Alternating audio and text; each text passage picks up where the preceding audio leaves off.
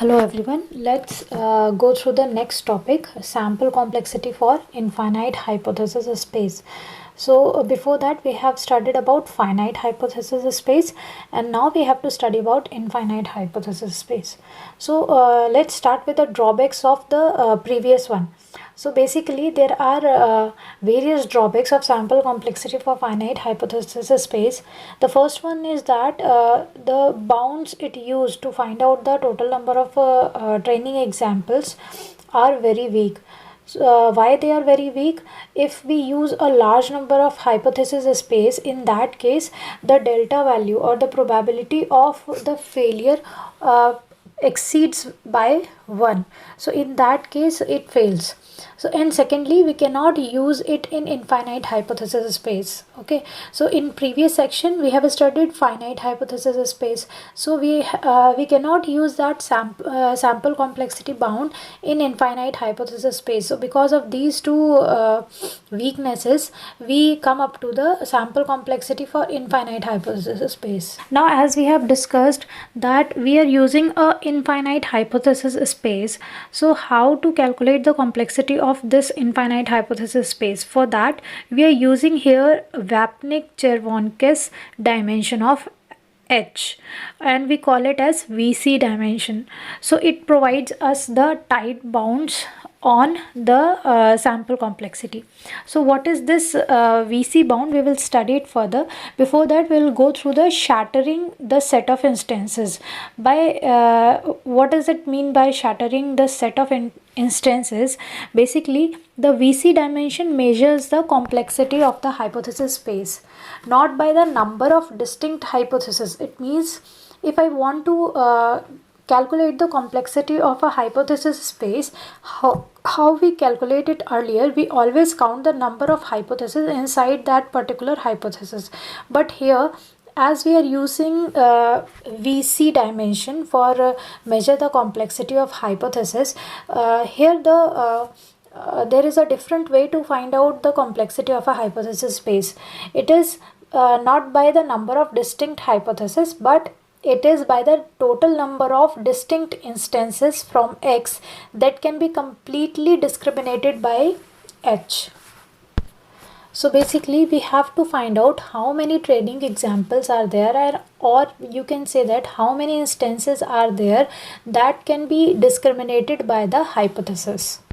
So now we can study the definition of shattering the instances. So a set of instances S is shattered by a hypothesis space H if and only if for every dichotomy of S there exists some H in hypothesis space consistent with this dichotomy. Now what this definition says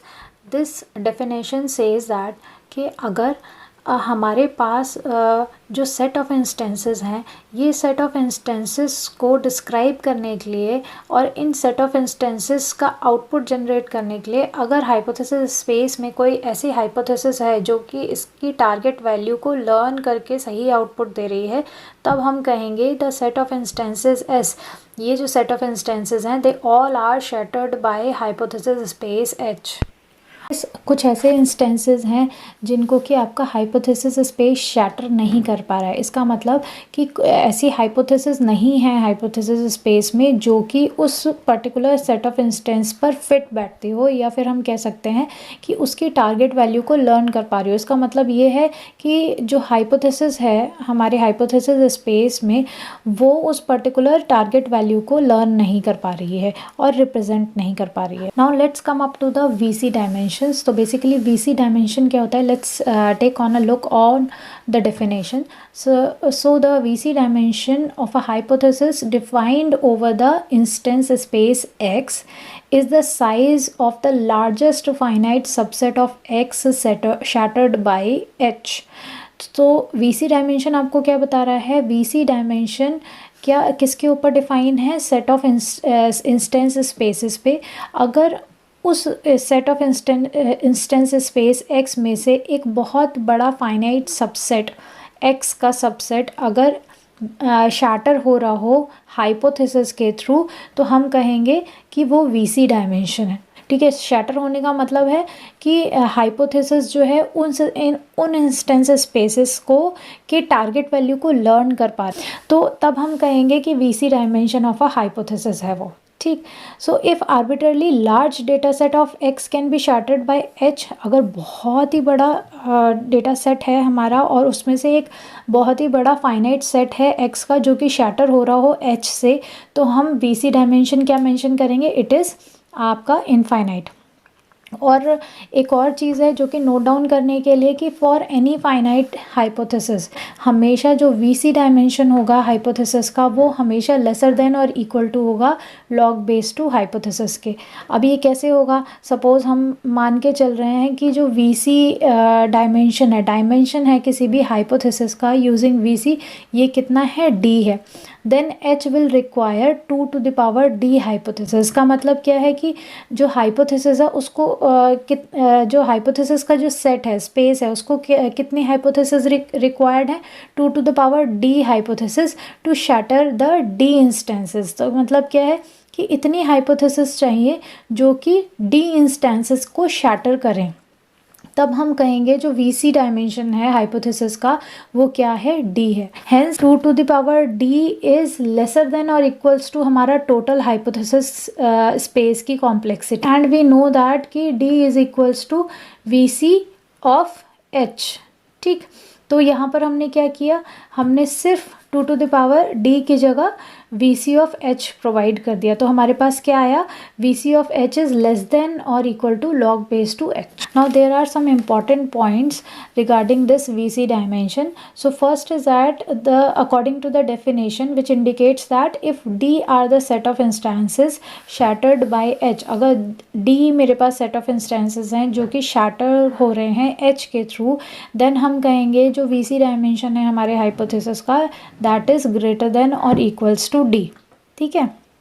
now second thing, अगर मुझे ये show करना है कि मेरा VC dimension जो है वो लेसर है डी के, we must show no set of size D can be shattered. मतलब मेरे पास जो इंस्टेंस स्पेस है एक्स, अगर उस पूरे इंस्टेंस स्पेस में से डी इंस्टेंसेस से laser number of instances shatter हो रहे हों, तो हम ये शो कर सकते हैं कि VC dimension is less than D. मतलब no set of size D can be shattered, मतलब डी साइज़ के सेट का सेट जो है वो कोई भी शैटर नहीं होना चाहिए। नाउ नेक्स्ट इम्पॉर्टेंट थिंग, अगर वीसी डायमेंशन हम निकालेंगे लीनियर डिसीजन सरफेसेस का, ठीक है, in an R dimensional space, अगर कौन सा डायमेंशनल स्पेस है, R dimensional space. Let's take an example.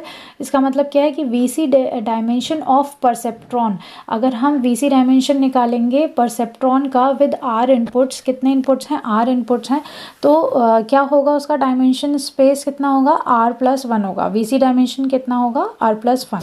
And now the next point which is very important, अगर कोई एक्स इंस्टेंस है और उसको डिस्क्राइब करने के लिए we have N Boolean literals, then जो वीसी डायमेंशन होगा for conjunction of N Boolean literals is at least N. Now we have to calculate the sample complexity using VC dimension. अभी तक हमने पढ़ा कि वीसी डायमेंशन क्या होता है, पर हमारा जो मेन टारगेट है वो ये निकालने का है कि how to find out the total number of randomly drawn training examples which are enough to ensure that they are pack learnable, or we can say that they are successfully learnable.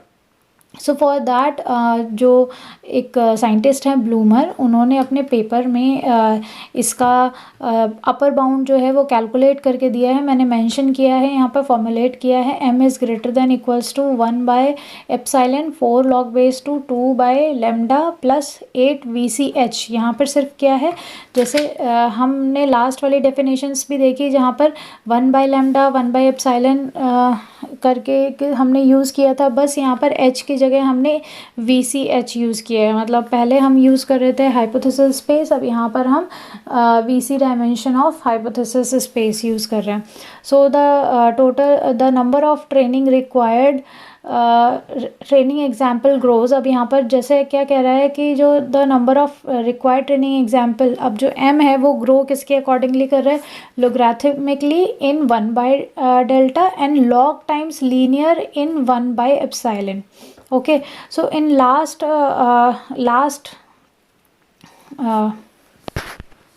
Okay ये तो हमें क्या provide कर रहा है, upper bound provide कर रहा है कि कितने m जो है वो कितना ग्रेटर होना चाहिए, ठीक है, m is greater than equals to 1/epsilon, ठीक, मैक्सिमम मतलब अपर बाउंड कितना होना चाहिए. अब हम बात करते हैं lower bound on sample complexity. अब ये लोअर बाउंड किस तरीके से दिया हुआ है, let's take a look. Consider concept class C, हमने कॉन्सेप्ट क्लास सी लिया है और हमने ये माना है कि ये जो कॉम्प्लेक्सिटी है किसकी, हमारे कॉन्सेप्ट क्लास की, इट इज़ ग्रेटर देन और इक्वल्स टू 2. कोई एक लर्नर है L और एप्साइलन की वैल्यू 0 और 1/8 के इन बिटवीन है और डेल्टा की वैल्यू 0 और 1/100 के इन बिटवीन है. देन ये मेंशन कर रहा है, then there exist a distribution D dash and a target concept C such that if the L observes fewer example than this value, मतलब अगर कोई लर्नर जो है ये जो वैल्यू हमें प्रोवाइड की है max of 1/epsilon log 1/delta या फिर BC of C-1 divided by 32 epsilon, इन दोनों में से जो भी मैक्सिमम वैल्यू होगी, अगर इससे भी कम ट्रेनिंग एग्जाम्पल्स जो है वो आपका लर्नर ऑब्जर्व करता है तो हम कहेंगे कि ये उसका लोअर बाउंड है. Then the probability at least delta and L outputs a hypothesis space having error H true error H is greater than epsilon.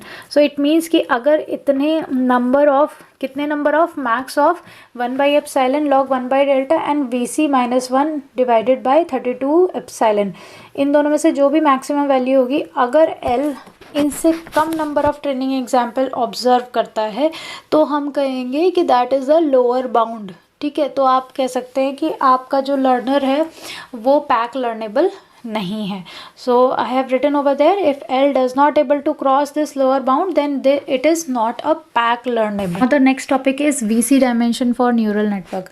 अभी हमें क्या करना है, we have to find out sample complexity and sample complexity in case of neural network. So we have to find out the VC dimension of a neural network based on their network structure. जो भी उसका network structure होगा उसके basis पे हमें VC dimension find out करना है and VC dimension of individual unit. हमें पता है कि जो नेटवर्क आपका स्ट्रक्चर होता है, हम अगर न्यूरल नेटवर्क की बात करें, so we have number of layers. सबसे पहले इनपुट लेयर्स होते हैं, उसके बाद हिडन लेयर्स होते हैं, देन फर्दर हमारे पास आउटपुट लेयर्स होते हैं and in all those layers we have number of nodes. So whenever we are using any neural network, in that particular neural network we have to decide according to our problem, we have to decide how many inputs we have to give to the neural network, then how many inputs from the input unit, how many inputs are going through the next unit. So further we have to decide how many input are going to the next layer and likewise up to the output layer. So accordingly we have to decide or we have to find out the VC dimension of whole neural network. So here we don't have a single thing or a number of instances over which we are working. Here we have a number of layers and we have to cross all those layers and for every layer they have to compute the output.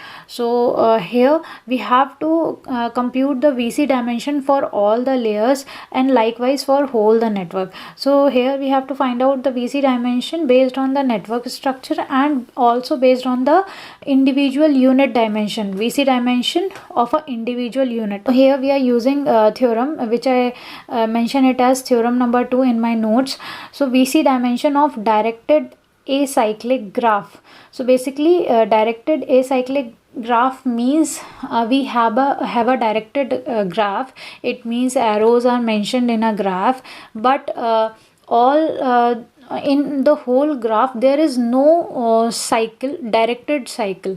So that's why we call it acyclic with n input nodes. So how many input nodes we have? N input nodes, and S is greater than 2 internal nodes. It means internal, how many layers we have? We have greater than 2 layers. So each having at most R unit inputs. So each internal unit have at most R inputs.